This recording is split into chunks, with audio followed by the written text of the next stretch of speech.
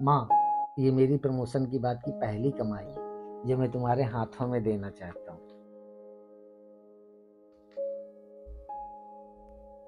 अच्छा बेटा, पर ये तुम मेरे हाथों में क्यों दे रहा? ये बहू के हाथों में देना। माँ, तुम्हें याद है जब मेरी नौकरी लगी थी तो मैंने पहली कमाई आपके हाथों में दी थी, और मैं चाहता हूँ प्रमोशन की बाद की भी पहली कमाई मैं आप ही के हाथ में दूँ। और मैं दिल से चाहता हूँ कि आप मना मत करना।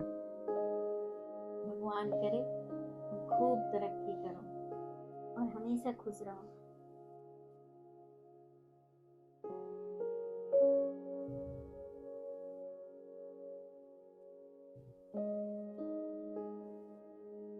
बेटा एक काम कर, तू ना ये बहू के हाथों में ही दे। नहीं माँ, तुम इसे अपने हाथ में रखो, मैं बात करता हूँ इससे।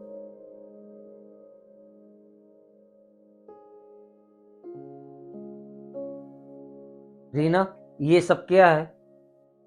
क्या क्या है? सारी उम्र ना अपनी माँ के पल्लू से बंधे रहना।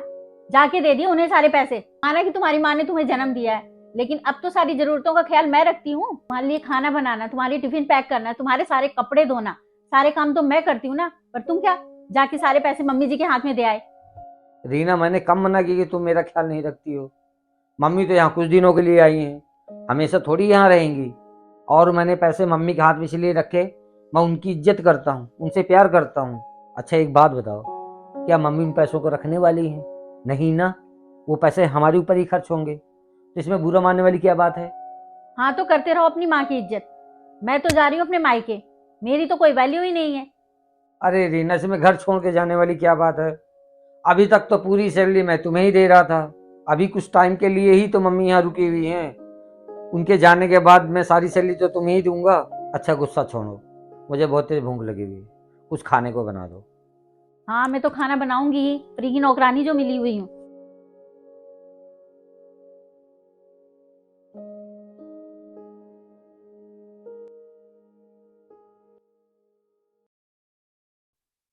सुनो, मम्मी शॉपिंग के लिए जा रही हैं, तुम्हें बुला रही हैं।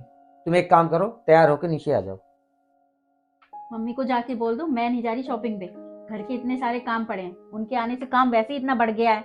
और आपने कोई नौकरानी तो लगा नहीं रखी घर पे, सारे काम मुझे ही करने हैं ना।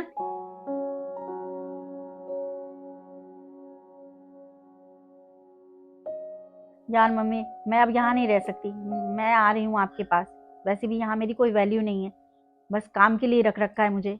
और जब जब से इनकी मम्मी आई है, तब से ये तो अपनी मम्मी के पल्लू में बंध के रह गए हैं।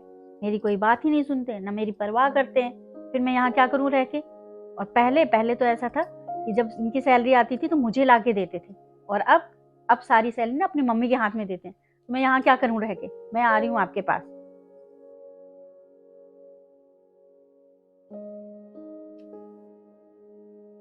अरे रीना, तुम ये बैग क्यों पैक कर रही हो?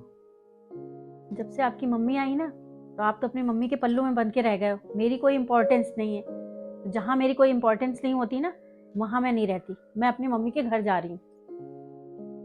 अच्छा ठीक है, तुम्हें जाना है तो चली जाना, लेकिन उससे पहले मेरे साथ आओ। मैं तुम्हें कुछ दिखाना चाह रहा हूँ, उसके बाद जो भी तुम्हारा दिल करे वो करना। आओ मेरे साथ। अच्छा रीना, इन सारे बैग को खोल के देखो, इनमें क्या है।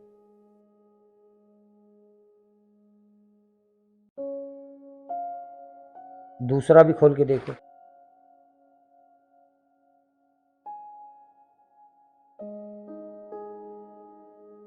और उस बैग में जो सैंडल रखे हैं वो भी तुम्हारी है।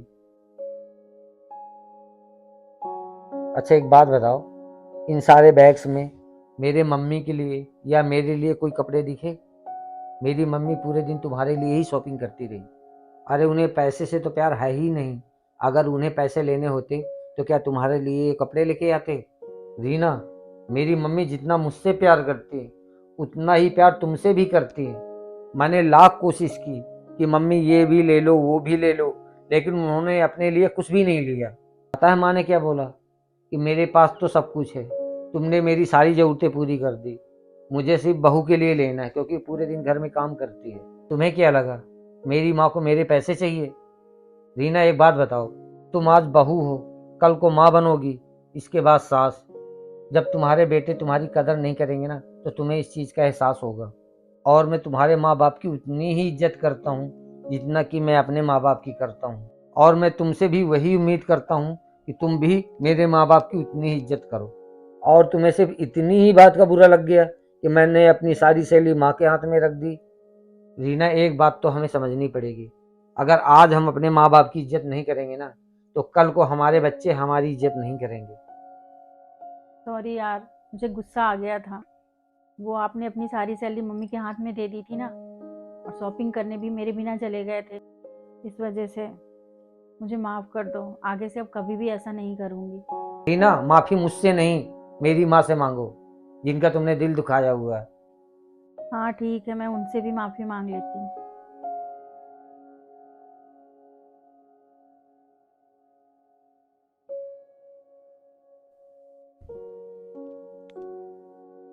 मम्मी जी, वो, हाँ बेटा, आ जाओ मेरे पास बैठो। मम्मी जी, वो मैं आपसे सॉरी बोलने आई थी। वो मम्मी जी, सुबह इन्होंने ना आपके हाथ में सैलरी दे दी थी, तो मैं नाराज़ होकर कमरे से बाहर चली गई थी, और फिर मैंने आपके साथ शॉपिंग के लिए जाने के लिए भी मना कर दिया। प्लीज़ मम्मी जी, मुझे माफ़ कर दीजिए। वो मुझे गुस्सा आ गया था, अब आगे से कभी ऐसा नहीं करूँगी। अरे बेटा, तू बार बार सॉरी क्यों बोल रही है? मैं तुझसे नाराज़ थोड़ी हूँ। और फिर तुझे मैं अपनी बहू थोड़ी ना मानती हूँ, हमेशा बेटी ही माना है। और ऐसे माँ बेटी में थोड़ी बहुत तो नोक-झोंक चलती ही रहती है। इसमें नाराज़ होने की क्या बात है? मैं कोई नाराज़ नहीं हूँ तुझसे, ठीक है? अच्छा ठीक है मम्मी जी, आप बैठिए, मैं आपके लिए खाना लेके आती हूँ। और घरों में तो ऐसी छोटी-मोटी बातें होती ही रहती हैं, इन्हें दिल पे मत लगाया करो।